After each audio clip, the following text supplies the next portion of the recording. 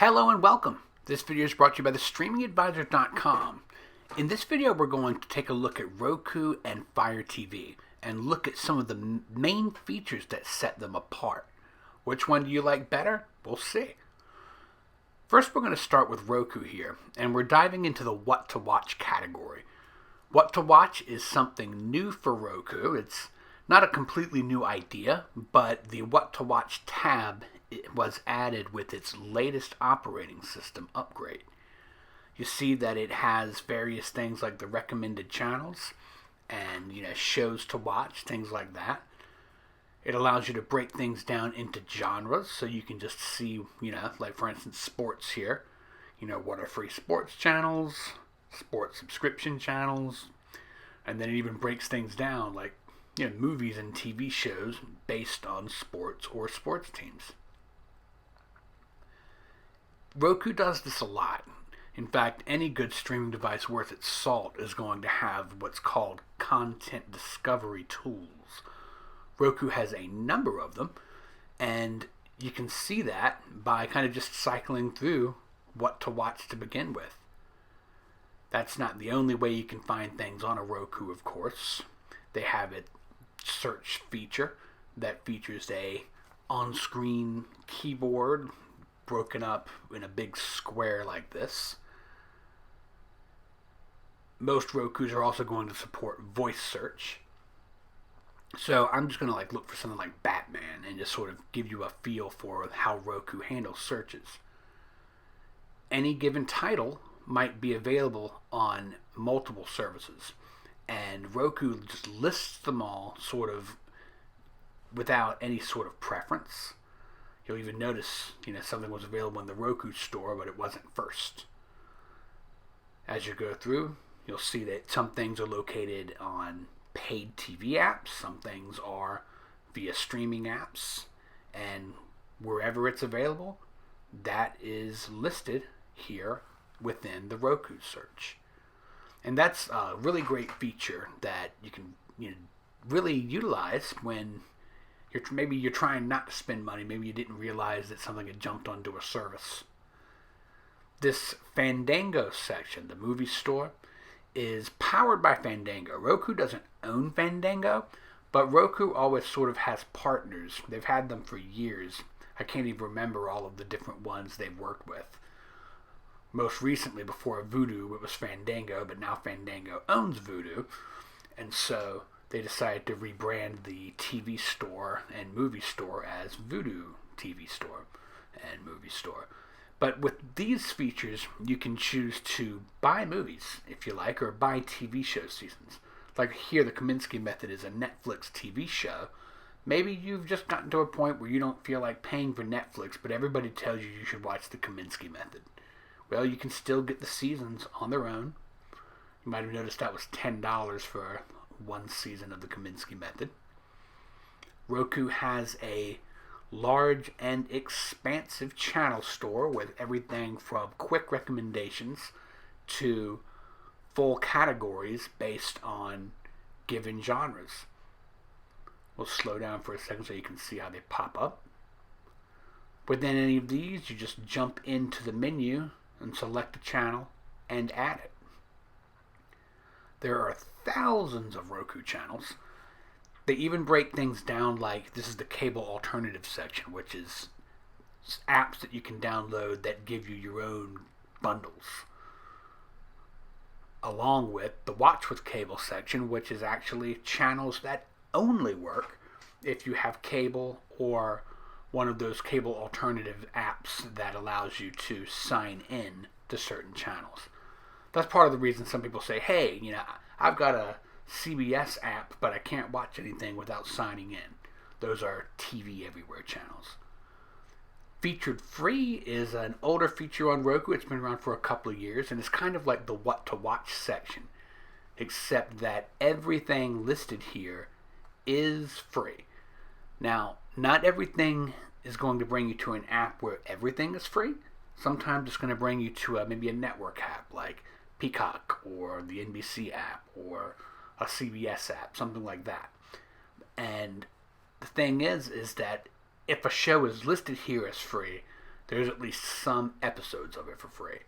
And you notice up in the corner, it's showing you that was on Tubi, that's on the Roku channel. There's a lot of different services integrated into this section that allow you to watch everything from live TV feeds to on-demand movies and TV shows. There's Batman, the classic series again. You might see some of the same icons and selections here as you have in other Roku menus. That's because they partner up with people, and you're going to see what the partners want you to see. Its menu is really basic, and as you see, it's all available in like a list format, this vertical menu on the left. It allows you to do things like change up the whole look of the Roku. Each one of these is its own theme that has different wallpapers, different sound effects. There's, you said 76 wallpapers available, 968 screensavers available. Of course, those are only on when you're not actually watching something, but you probably noticed a lot of restaurants will have that cityscape screensaver on. They probably have Roku-powered TVs or something like that. The sound section allows you to customize things for a couple of themes. That's fun. The space theme makes it sound like, blip, bloop, blip, bloop, things like that. But, those are all ways that you can make the Roku kind of your own feel, make it more to your personality.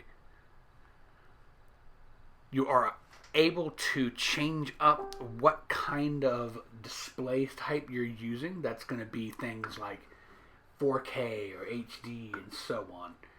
That is all according to what your TV can handle. We have ours on automatic, and it just chooses what the TV can handle the best, but you can try bumping up, seeing if it will upscale. Sometimes that'll mess up the sound a bit.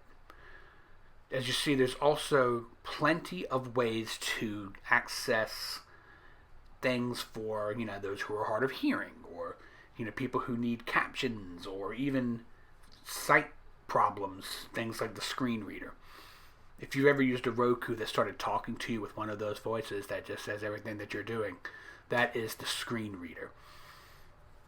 That's a feature that you can turn on and off with your star button, actually. Or technically the asterisk.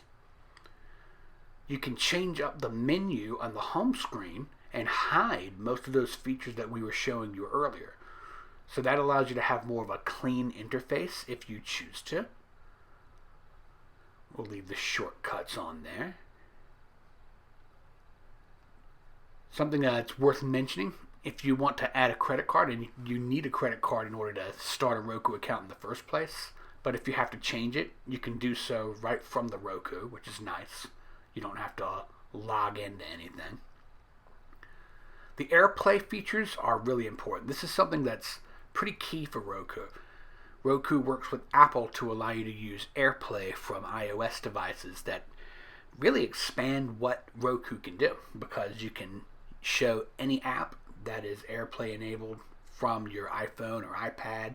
You can mirror your Apple computers on there, and that's really cool. I mean, it just, anything that's on a website you can pretty much watch on your Roku through that method.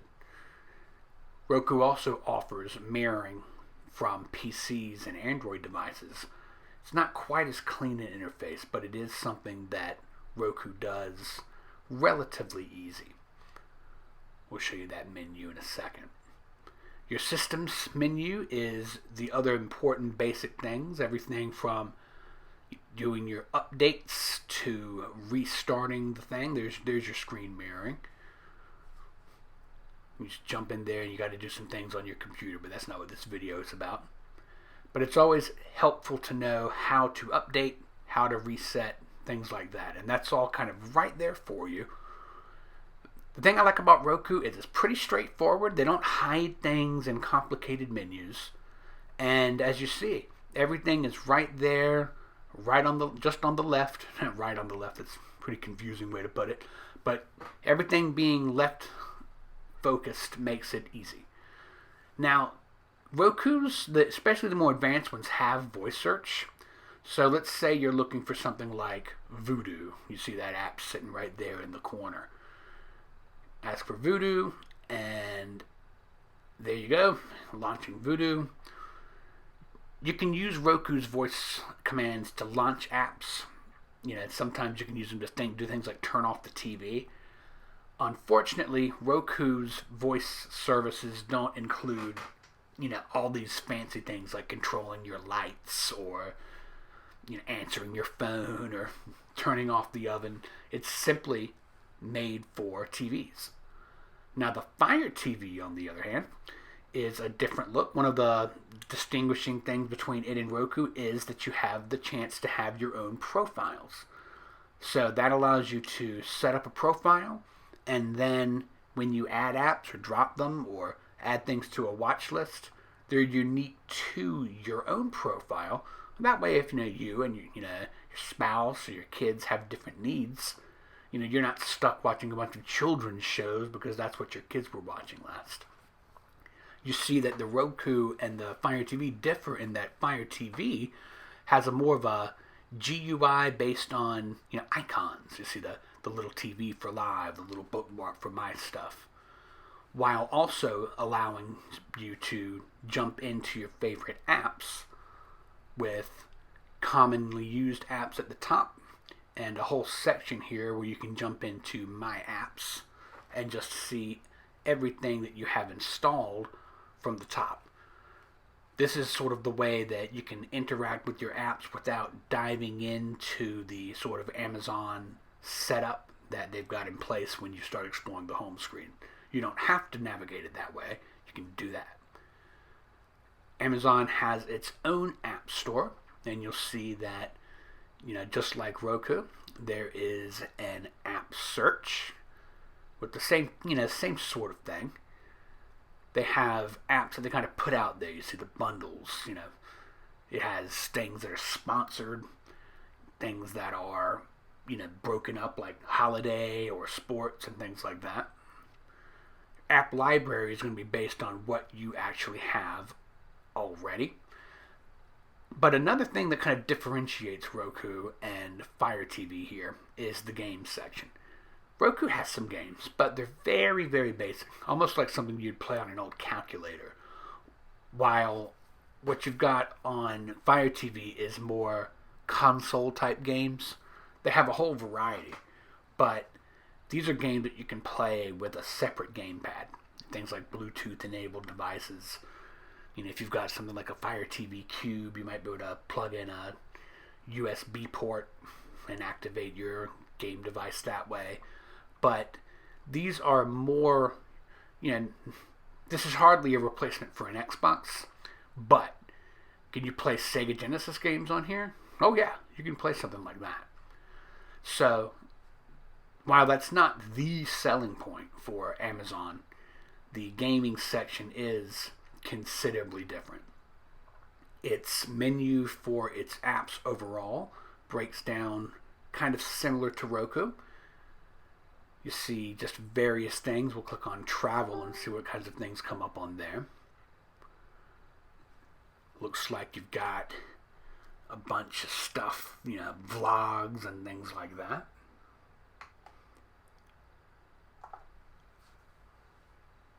In general, Amazon's home screen, like its basic navigation, it's built very much around Amazon. You'll see that while you have something like the recently used apps and Next Up, which is based on whatever you've been watching, you see a whole lot of choices based on Amazon and things Amazon owns. This Prime Original section, of course, is from Amazon's Prime Video. This is their original content, just like it says. If you have Amazon Prime, a service like this or a system like this works out really well for you. You see that Apple TV Plus here sponsors this row of selections, so that got them up higher on the screen. It's basically an advertisement. You can also scan on through and it will make you recommendations on, again, kind of like the Watch Next. This is stuff based on things that you've watched. Some of the stuff here is going to be from Amazon-based things like Freevee. Let's see what this is. Oh, yeah, this is on Tubi. I love toy trains. And on You Go, you can see sort of the scope of what kind of content is available and where you can find it. What's Franklin here? That's on Freevee. Okay. Freevee, if you didn't know, is an Amazon-owned thing. It used to be called IMDb TV. Now it's called Freevee, like free TV, Freevee. The Prime Video channels is a feature that allows you to sign up for channels within the Amazon system. So you'll get billed for something like PBS documentaries or the History Vault from Amazon instead of via something else. So whenever you pay for your Amazon Prime, you'll also be paying for something like that. Here's your Freevee row. Like I said, Freevee is an Amazon-owned thing. They got lots and lots of movies. What makes it free, though, is that it does have commercials in it. Sometimes people get confused by things that are viewed through Freevee and things that are viewed through Prime, and they say, hey, why am I getting commercials on Amazon Prime now? It's because the content is interspersed sometimes. Here you see that in those recommendations, the movie is on Pluto. Overboard was a movie I used to watch all the time when I was a kid. But as you keep scanning, you'll just keep on seeing Prime, along with things like other channel rows. I can't begrudge Amazon using their device to promote their services. Now, something neat that Amazon does is they do have multiple ways to kind of approach things. Like here, when you look at the search section, you see these colorful windows that just get right to the punch as to what it is that you're looking for. So you can just jump into a movie section, and then it breaks things down by the type of movies. Like I said, we saw this with Roku as well. But in this section here, it's just kind of a really direct, what are you going to find here? Movies. And then you see, as you go down, it breaks things down. Stuff from your subscriptions. It must see that I'm signed into my HBO Max. Trending free movies. And it'll even break things down into more like those things like action, adventure, sci-fi, or things like that. Like it'll get more complicated as you go and you dive into these sections. So let's see, like action, for instance. There's action drama. There's action drama from subscriptions. Action comedy. And popular action comedy from your subscriptions. You see what I mean? So anything you see in that row, it means you've got the app to watch it. Again, content discovery is the big word in the industry now. People say, well, everybody's got so many apps and there's so many shows from so many services that they want you to be able to dive in and find what you're looking for. Now, Amazon's menu search works almost exactly like the one on Roku. You see, we're going to look for Batman like we did, an apples to apples comparison. And when you jump in, similar. It shows that you can see it on HBO Max. But if you want to see other ways to watch it, it doesn't just list it directly when you click on the title. And make note, the only other options you have here is rent it from Amazon. You'll remember Roku had other rental sorts of options. Again, it's Amazon Soundbox. They're going to decide which toys are in it. Here, this is still available via the TBS apps and the other Turner apps. Of course, Warner and Turner are all part of the same company now, Discovery Warner Brothers, or Warner Brothers Discovery. But it is kind of a letdown that you only have the options to rent things from Amazon because, believe it or not, Amazon is not always the cheapest or least expensive, to put it on a more positive light. Now, the search, though, is a whole different game. Like, if you can ask for things like, let's see, what's the NBA Finals? When are they? So you see, it shows you the Warriors. This is Monday, they're gonna have Game 5. And you can ask, what's the weather gonna be like, right? Bang, 92. It is hot today here, hot. But you can ask it all kinds of things. It's sort of tied in with Wikipedia. So, let's say you've been living under a rock and you're like, well, who's Superman? Well, there you go. Fictional hero. Also Clark Kent, blah, blah, blah, blah, blah. So, their search is actually a lot more advanced. And unlike Roku, it can control things like Alexa-powered lights or radios or dishwashers or anything. You want to turn something on? You can do it with this. This is the live channel section. This is something really cool. Amazon's got probably the best guide I've seen on any of these streaming devices that allows you to compile channels from multiple services into one searchable guide. There are all these free live streaming channels. It's the term FAST has been applied to it. That's free advertising supported streaming. And Amazon allows you to hide or show channels from all of these different services and then go through them in a guide that looks more like digital cable, digital TV. We don't even have everything that Amazon builds into it enabled right now. But when you use that, it will even include things that you sign up through with Amazon channels that I was showing you earlier. So if you sign up for Discovery Plus with Amazon channels, you can access the content from there. And even subscription services like Showtime will show up in that section. So that's actually a really cool way to replace what you would consider more of a traditional TV viewing experience. It's even got a watch list. So that's the Fire TV as compared to the Roku. You see that its systems are pretty simple. Unlike Roku, they don't have the menus all on the left. Instead, you've got more of a graphical interface. Again, you have icons and words, so that you have the visual cues for your visual learners. You can access all of the main functions as far as resetting. Go into About. You can do your system updates and make sure that everything's straight.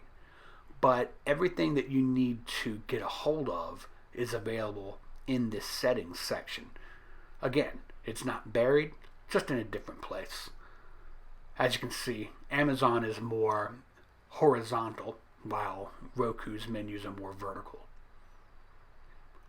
But I think that both items, both streaming devices are really good.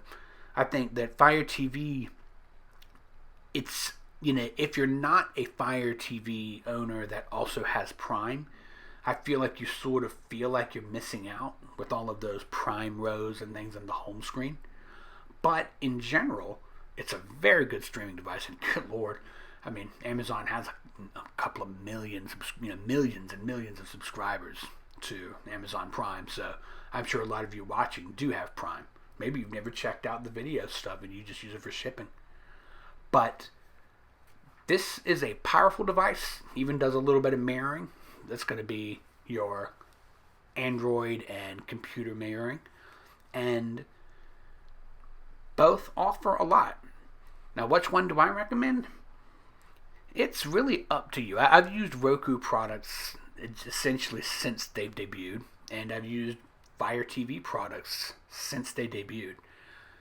When you've got Prime already, it makes it a really nice integration. I enjoy things like being able to access things like my Amazon Music. For instance, there's other services, Audible, things like that, then it's nice to be able to get that right from your TV. While Roku is easily the most simple device to learn how to use. Everybody I know who's just getting into streaming and cord cutting, usually I start them off with a Roku. And I've been doing this for 10 years, and I have found that it's much easier to teach a person how to use a Roku, how to use the Roku store. The thing that makes them different is Amazon is definitely going to point you in a direction, while Roku is sort of a bigger, wider open space. The stores are more or less the same kind of thing. There's a couple of apps that you can't get on Amazon Fire TV that you can get on Roku and vice versa. But really, the big difference in the searching and store is the voice commands. Being able to use voice commands, like I said, to turn on or off Alexa-enabled lights and things like that. That's a big deal. And, maybe that's a game changer for you as a user. Either way, they're both great products, and they have wide ranges from as little as about $30 to $70, $75, depending on whether you're buying the newest, latest, and greatest. I kind of go for the highest end most of the time when I'm dealing with Roku, because it's going to get the latest updates. You can be pretty sure it's not going to be sunsetted anytime soon. And for me, I just feel like the difference between spending $30 and $65, $70 is, that's twice as much. But I find I get a lot more enjoyment from the features of a higher end product. I hope you found that helpful. If you did, please subscribe to our channel. Share this video with your friends, and let us know in the comments, what do you think? What do you use? If you use something else, that's fine. I'm not hating on Apple TV or the Nvidia Shield. It's just this video was specifically about Roku and Fire TV. As always, I'm Ryan Downey, the streaming advisor. Stream on, my friends.